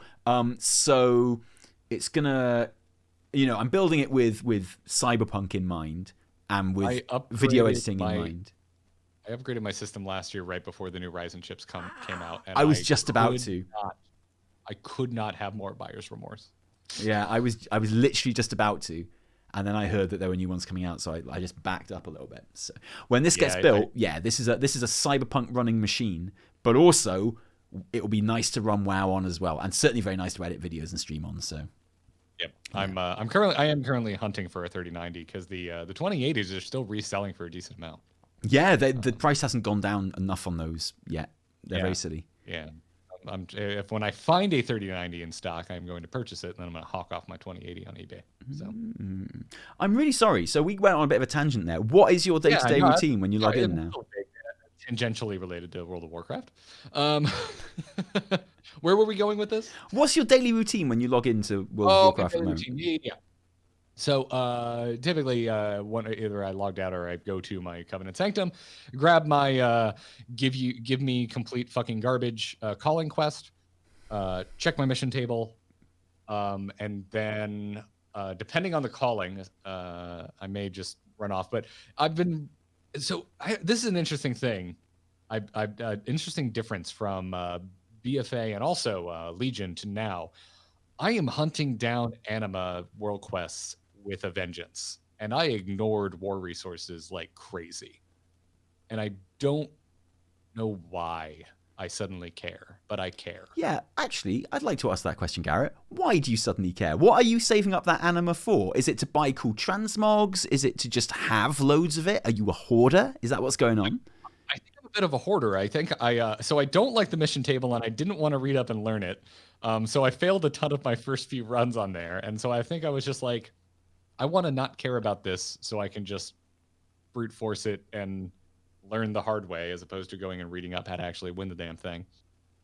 And yeah, I don't know, but it's just nice having a shit ton of anima and not worrying about it. That's fair, because I am anima starved a lot of the time, and there's only so much you can do when it comes to like upgrading the covenant, because you're gated by the amount of souls that you have. So however, getting level 2 on anything is going to cost a big chunk of anima. Yeah, you can see that amount even if you can't get it yet, and so I think that's also in the back of my mind. Is like, when I can get level 2s on things, I want it, and I don't want to have to think about it. Yeah. So no, that's fair. I think that's part of it. There's a lot of things that I typically recoil from and don't interface with that I suddenly care, and it actually I'm kind of enjoying grinding. Anima is one of them. Reputation with Venari is another. I think it's because I like Venari so much. And frankly, there's not so many dailies in the Maw that it feels arduous. I like that it's a very light amount of questing in the Maw. Although I did just unlock whatchamacallit. Oh, the other zone? The other part of it? Yeah, the fortress. So that's... I haven't done that. I haven't done that yet. Ooh, yeah, you're ahead of me. Just unlocked it yesterday. You're a Maw Chad. I'm a Maw Chad. Apparently, dude, you just play a tank in the Maw. It's not as scary. I just don't have time to get there. If I go there, it's to camp outside like Venari's cave, killing Horde. That's why I'm there most of the time. As soon as I switched to protection, it was just like, oh, this is what I should have been doing all of. Shadowlands is my solo protection fantasy come true. Yes. And particularly Torghast, which is awesome. See, and that's the thing that for me, it's funny because I often talk about how I used to play WoW entirely as a solo game, and I maintain that's how most people play when they first start. And carry on, and would be surprised how many people do play it and see it as a solo game. So I'm never really on board with the criticism of Blizz when they make certain things which are designed to be soloed and played solo and things, because I think some of the best content in the game has been solo content. I think like Mage Tower is still something that we all cream over, and like other solo-y things as well. I think Torghast will go down as something like that as well, which is weird actually, because I basically only play this game in groups when I can help it, just because I like it, because I like being on comms, I like chatting and being social, particularly since I've been in lockdown for almost a year now, and I haven't seen any human beings or had any human contact, or like it's a legitimate challenge syncing because I play a lot in the morning, because outside of the content creation game, I still freelance, and a lot of my clients want to talk usually past noon my time. So I play a ton in the morning because that's when things are quiet. My inbox is going nowhere. And so I just have trouble finding people that are up and playing. So if you're a morning person in World of Warcraft, hit me up. Tweet at me at Garrett Art. I would love some morning alliance friends. What would you call your early morning guild? I'm a horrible person because serial killers is the first thing that just came into my mind. See, that'd be awesome. Everything we do has to have the word killer in it. That's how it works. We're killing WoW. We're killing cereal. It makes me think of a shirt you would buy at Spencer's Gifts at the mall. And it would say serial killer spelt as like eating cereal and have a spoon on it. Because I remember a friend of mine in high school having that shirt, and he bought it from Spencer's Gifts. Wow. And then... Did he have a backy tin with a picture of a ganja leaf on it as well? There's a morning raid that I don't know if they're still around, but that was in AIE that was called Serial Killers. Okay. So yeah, there's a cafe in Hoxton called Serial Killer in trendy East London, where I can get to quite, because I'm such a hipster, right? So you can get there quite easily from here, and it's Serial Killer, and they literally just sell breakfast cereal. Yep. But quite expensive. Well, I'm gonna go have some Cinnamon Toast Crunch right after this because I'm an adult. Nice, but will it get served to you by a guy with a big beard and like a waistcoat and curly moustache? And will it cost you $8 for a bowl of cereal? What in the hipster hell is happening in that establishment? No. So yeah, at Garrett Art on Twitter, my morning friendly alliance folk, hit me up. But yeah, no, I go do my world. I usually do mission table, world quests, Maw is kind of my cycle for the day. And then I start looking around for people to go run mythics, and then no one's around, and I still haven't finished a mythic. You haven't done a Mythic 0 yet? I haven't finished a Mythic 0, no. Can I ask you a very personal question, Garrett? Yes. You don't have to answer, but I mean, bear in mind it's a podcast about WoW. You probably should. What's your item level right now? 168. Hey, that's not bad. Considering you're not doing any mythics, that's pretty good. Yeah. Where are you getting your gear from? Heroics. Yeah. Heroics. Basically just almost exclusively heroics. Okay. So, in heroics, I gotta give it. Obviously, this is going to change rapidly now that the raid is out and LFR is hitting next week. But up until this point, heroics have been such good bang for your buck. It's true. For time investment to eye level of what you're getting, and I've really enjoyed it. Because of the fact that it's old school, what drops off of what boss, so you can target. And I made a little shopping list for myself, and I was just chain running the same heroic over and over again until I got what I needed. And I was enjoying it. That's how I used to play WoW. Back in the Lich King days when you used to be able to grind rep through just running dungeons. That's what I did all day. Every time I log on to WoW and Evie is playing because the baby's sleeping or something, she's always in Plagueful. Constantly in Plagueful. She runs Plagueful heroic, about 10, 20 times a day, trying to get that mythic, the legendary drop from there. That is the one I ran the most. I'm finally done with it. I got my buddies, I even ran in an extra time for my buddy who was helping me do runs because his hunter needed his legendary out of there, and we got it on the first attempt after I got the piece of gear I needed out of there. I hate Plagueful. I hate Plagueful so much. I love it. It's my least favorite dungeon. Why do you love it so much? What's wrong with you? The theme is amazing, and that final boss is fun as shit. Okay, the final boss is fun. Final boss is exactly what I look for in a boss. Perfect theming and fun mechanics. And a one-shot mechanic as well. I feel like every boss needs a one-shot mechanic. Boss needs a one-shot mechanic. I am a sucker for a good dance, and that one has one of the best dances since the Huygen dance, and it's randomized, so it's not the same every time. Fair. Okay, no, that's a good point. Over again, it's actually a little interesting when you get to the final boss. I would say Plagueful is probably my least favorite dungeon, but I would say the one that challenges me is the other side. Because I love it so much. It is one of the coolest looking dungeons I have ever laid eyes upon. The theming is amazing, but it is legitimately a pain in the ass to run.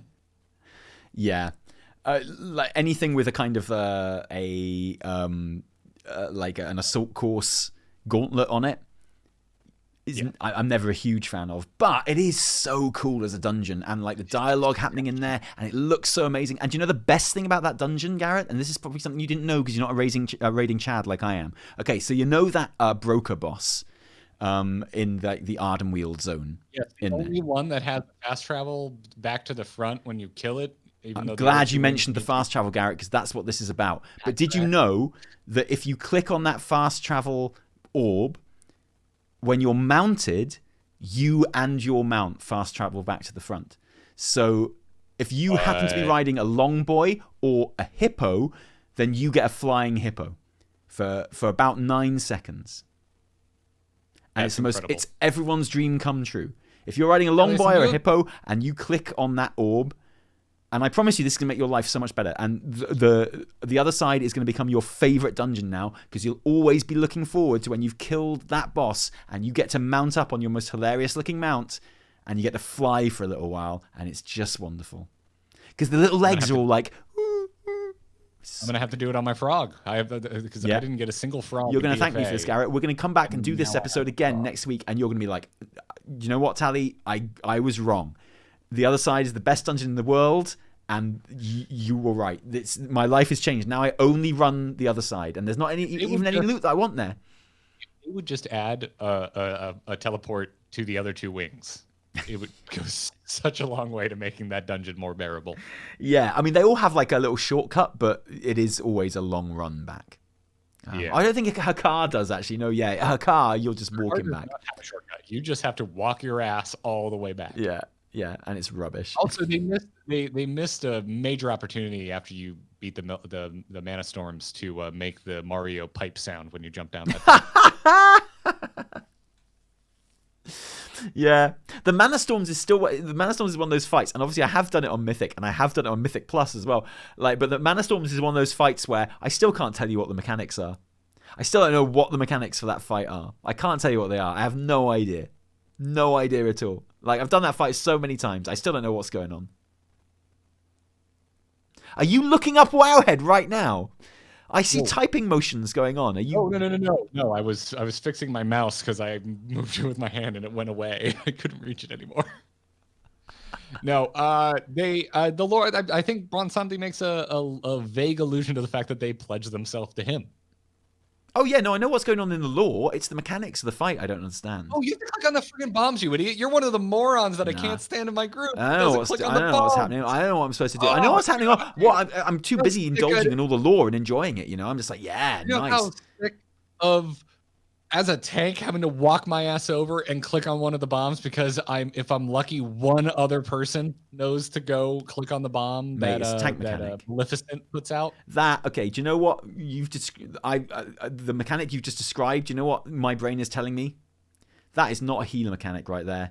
That is no healer mechanic. That's because they run out to your neck of the woods. They go straight to the outfield. Nah, hunter mechanic. That one. That's one for the hunters. That's one for the demon hunters. That is. There's no such thing as a hunter mechanic. They don't learn fights. It's on you.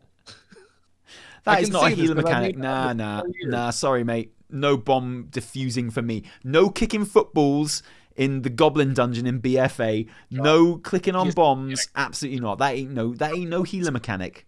I'm just gonna tell you right now because now you know. So you have no excuse. And chat, I want you to keep him honest the next time he is in the other side. Right click on the bomb on Maleficent.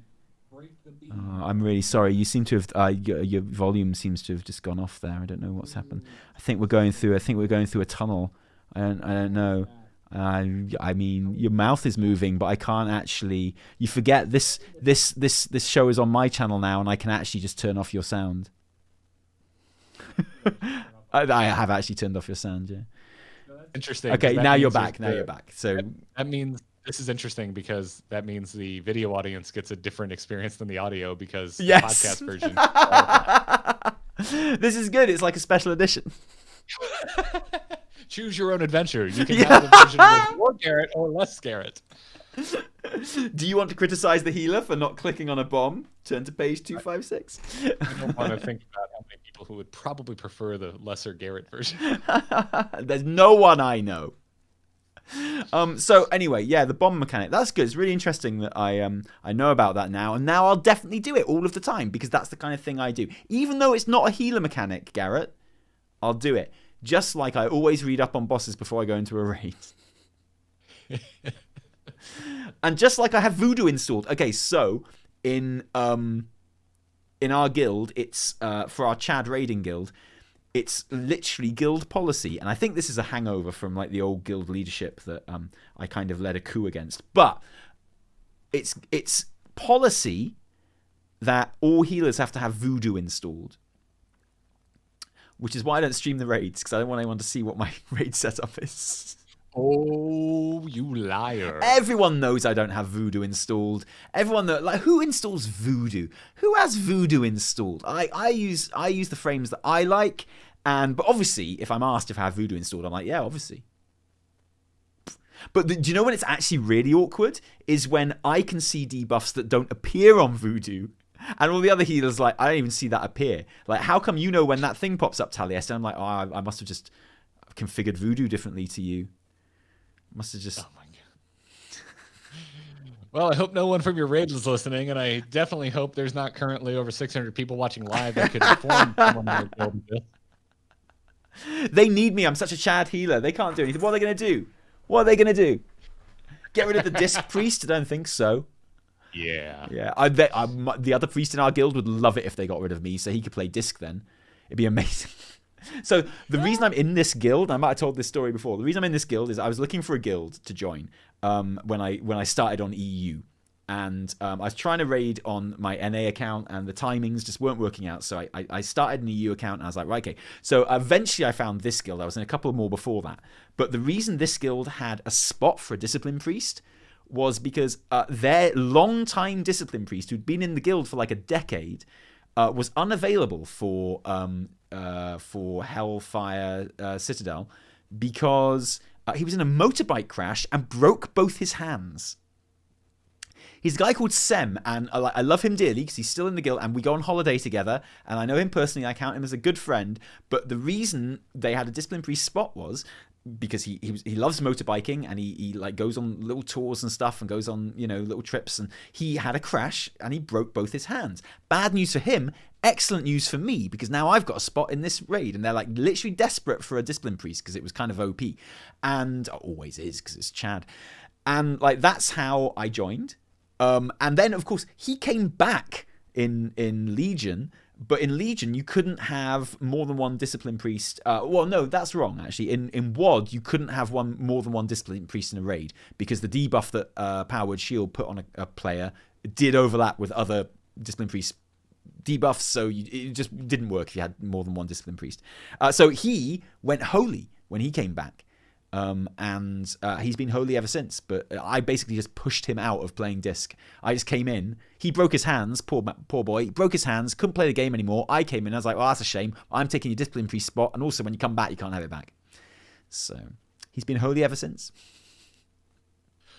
Hot damn, dude. That's cold. It is that's cold, but I didn't cause the crash. Not my fault he can't steer his motorbike, is it? I didn't make him have his crash. I didn't break his hands, did I? I stepped in and picked up the slack that he left by his selfish actions of crashing his motorbike. How priestly of you. Wow. So yeah, and like I know now you can have multiple priest has priests, done. but say again. I said I can't think of anything worse a priest has done.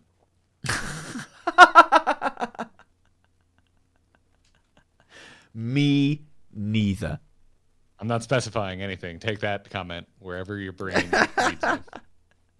But Sem's a wonderful, wonderful man, and I'm sad that he had a motorbike crash for the reasons of his life, but not sad because it let me in the guild. And think about it this way, right? I think we consider each other friends now, me and Sem, and if he hadn't had a motorbike crash, we wouldn't be friends because I wouldn't be in the guild. So everything happens for a reason. Everything happens for a reason. So it might So if anyone listening to the sound of my voice, because I imagine when Sem had his crash, he probably didn't enjoy it. He was probably thinking, "Oh, god damn, I've crashed and broken my hands." I wish that he could have seen into the future, into the good friends that we now are because of his crash, and I think that would have helped him. As he lay there, not able to pick things up with his broken hands, he's been like, it's worth it though, because me and Talia are going to be friends. So. I mean, this sounds wonderful, man. I want to get in on this. So if anyone listening raids in the morning and your tank just broke both of their hands, in fact, holla at your boy. If I could go back in time to any point in history, I think I would choose to appear next to Sem just as he's about to have his motorbike crash. And I wouldn't stop him having his crash, but I'd be there for just afterwards. I'd be like, don't worry, Sem. It's all going to work out. We're going to be friends because of this. Just to make him feel better. I wouldn't stop the crash, but I need the spot in the raid. But I'd be there and just to gently reassure him that it's all worth it. You're almost. And that'd make him feel better. Yeah, and he'd be like, "Oh, okay. Oh, thanks, whoever you are. I was really upset, but now I'm happy. Also, please, can you phone the ambulance? I can't because my hands are broken." And then I'd kill Hitler, but that's the first place I'd go to. Nice. Yeah. Well done. Yeah. Well done, Taliesin. What you would use your time travel powers for almost good. Yeah. Well, no, for good. For good. Yeah. I mean, the killing Hitler part, yeah, but not saving your friend's hands. Yeah. And then after killing Hitler, I'd go back and I'd tell myself probably not to bother watching season 2 of Alton Carbon. And then Ooh, yeah. and then I'd say Game of Thrones is not worth it. Start making WoW content sooner. It's fine if there's a million podcasts. It's gonna work out. I really wanted to start WoW, by the way. All the way back in 2010 when I started podcasting, I wanted to do WoW, and was just like, there's too many.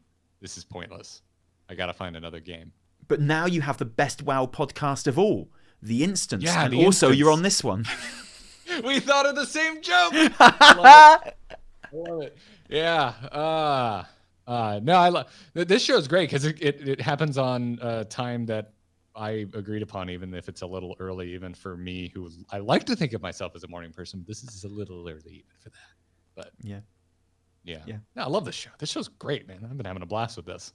I mean, it's And the people at home seem to legitimately like it. The amount of messages I get every week about WoW Killer, especially when we skip. Sorry, you were reading me some of those messages before we started the show. Do you want to share the messages that you read to me? These messages from people that really love the show, like the loving messages that we get. Do you want to share that? I would. This is what Garrett means when he says people love the show. By the way, the problem is I checked them already. Where'd it go? Damn. This is the kind of high quality feedback we get for our very popular podcast. Well, my favorite one was, by the way, if you want to write in, wowkillercast@gmail.com, was from Ross P. Ross P wrote in, Taliesin, no subject, and in the body of this email, in all caps, wrote, Forrest Gump rules! That's the kind of standard we're talking here. Yeah. That's basic. I mean, that's pretty emblematic of the kind of emails we get, which is why we don't do many mailbag episodes, to be perfectly honest. You know, to be fair. Yeah. So this week I'd like you to write into WowKillerCast and tell us whose hands you would break. Who would you like to be in a motorcycle accident, and where would you go back in time? Someone finally killed heroic Denathrius, people are saying in the chat. Who killed it? Breaking news on this podcast right now. Who did it? Who did it? Who was it? It wasn't me. I'm here. Kefex in the chat room says, I am my hands.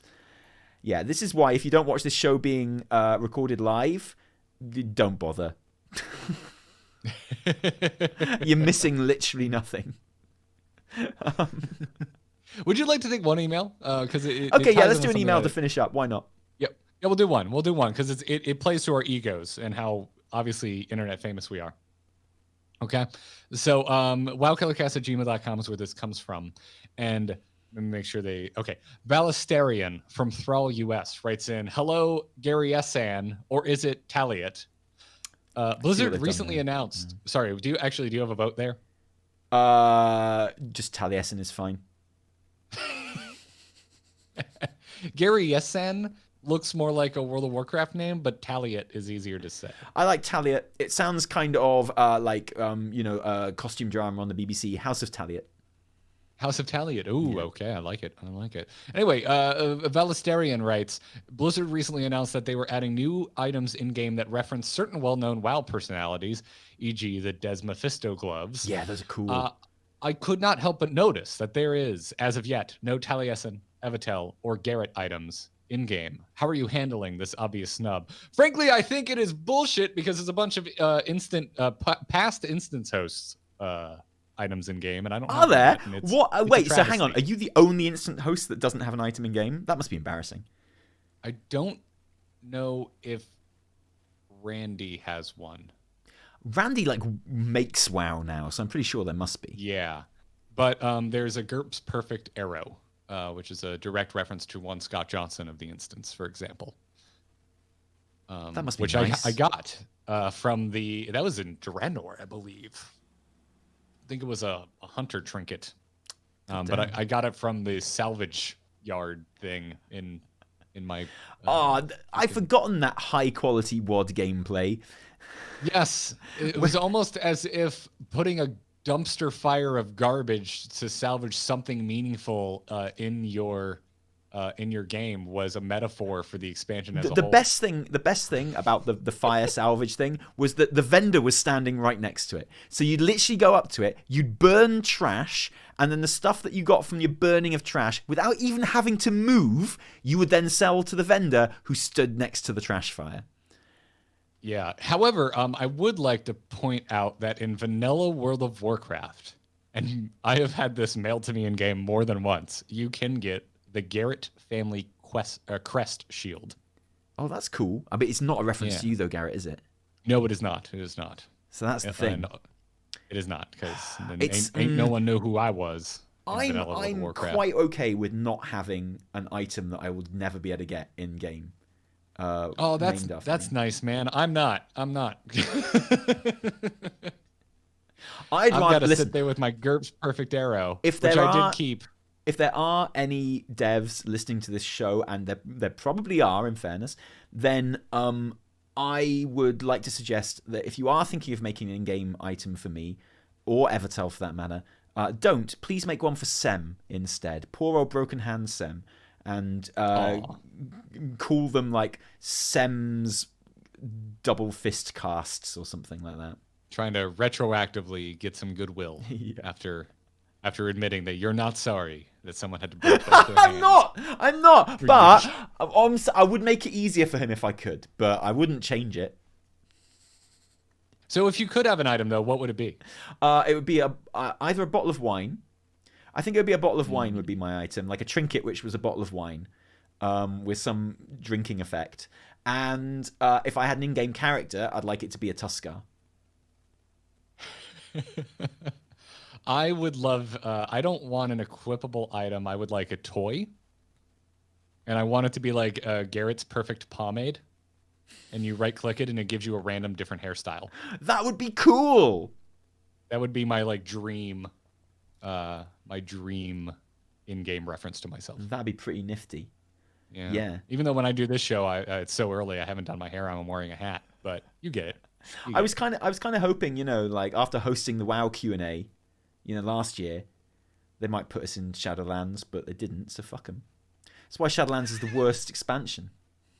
I wasn't expecting them to, but there was a little kind of seed in the back of my head. It was like, oh, okay, look, we've hosted the WoW Q&A at BlizzCon.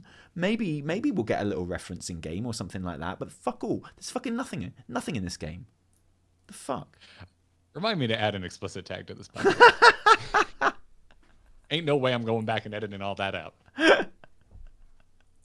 So if there are devs listening to this, fuck you. I heard Ian at BlizzCon last year, where he was like, "Yeah, we were thinking about giving Taliesin and Evitel in-game items now that they've hosted the Q&A, but Scott Johnson hosted it the year before, and he already has an in-game item, and we don't want this to seem like it's a thing." So, yeah, I heard him say that direct quote. Yeah, exactamundo. And I believe, and he said also, "So fuck them." Direct quote, Taliesin. Totally. But anyway, I'd like to be a Tuskar. If I had an NPC, I'd want it to be a Tuskar. And if I had an in-game item, I'd like it to be a bottle of wine. Please. Or I'd like it to be just like a mechanical trinket or something, and I'd like it to be called Taliesin's Means of Production. I think it'd be cool. Means of production. Yeah, so you could own the means of production. And I'd like it to be a healer trinket, and I'd like the effect on the healer trinket to be you share out the health of your you aim it at someone, and their health gets equally shared out amongst the rest of your team. And they're gold. You just join it's a contract to join a union. That's what it is. It's a union contract. That's what it would be for Taliesin. Oh, well, delightful. Well, thank you for your email, one Valistarian from Thrall. We appreciate it. Keep them coming, everybody. wowkillercast@gmail.com. So, yeah, I think that's as good a place as ever to kind of bring this particular talk to an end. Don't worry. I will tell you exactly how my raid night goes in the next episode. You've disappeared. You fucked off. Where have you gone? Oh, I guess my camera overheated. Everyone's going to think that I turned you off for a lull. That's a thing that can happen. This is on my channel now. You can't do this. Before, everyone knew it was your fault, but now it's on my... We've got standards to keep. You're back. Oh, you're using your good camera. Have my shitty camera. Have my shitty backup camera. Yeah. I'm sorry, explicit tag people who might not have noticed that we have the explicit tag on this podcast now. Because I said shitty? Apparently. Well, also, I said you fucked off. But anyway. Shit is on my list of approved curse words. It's really funny how one of your cameras is clearly very high up and the other camera is clearly very low down. These cameras are not next to each other, notably. Yep.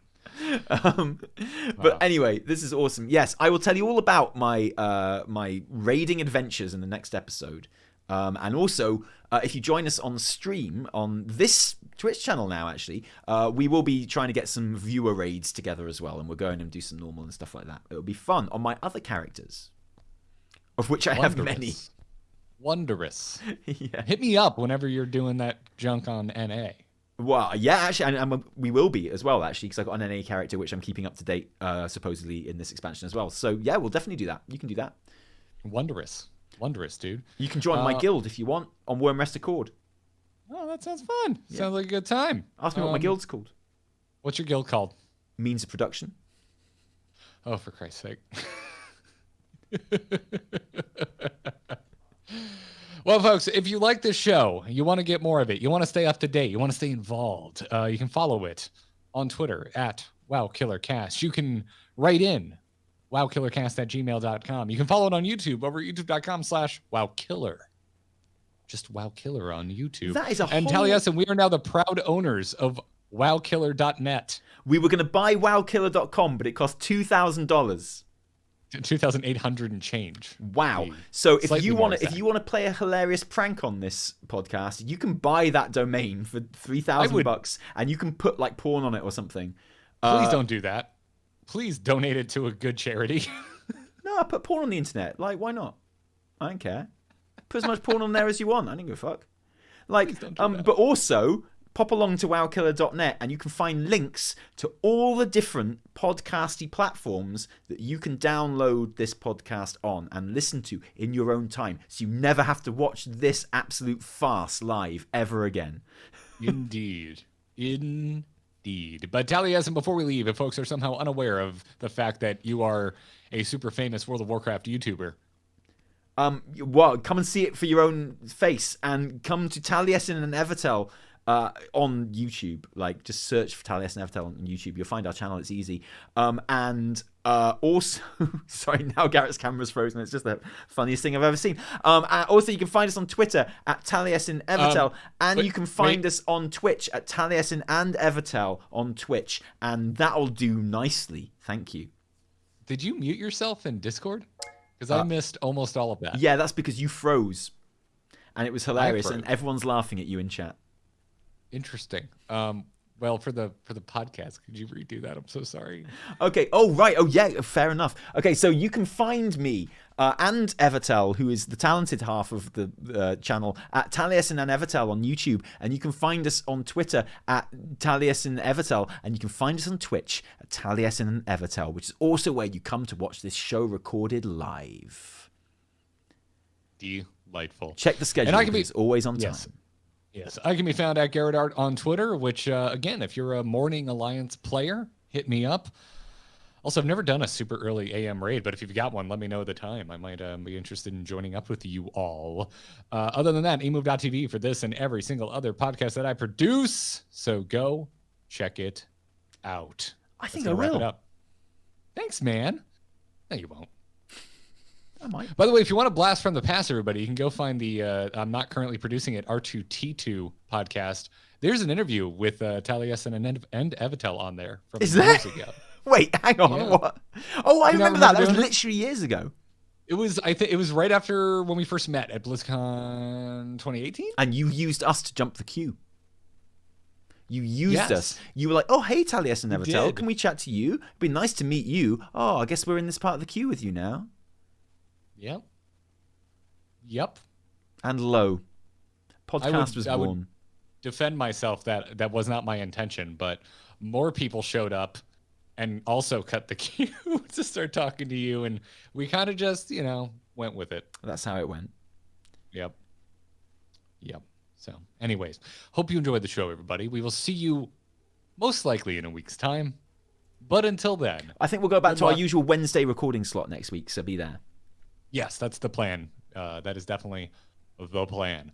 So until then, good luck, have fun, and hoard that anima.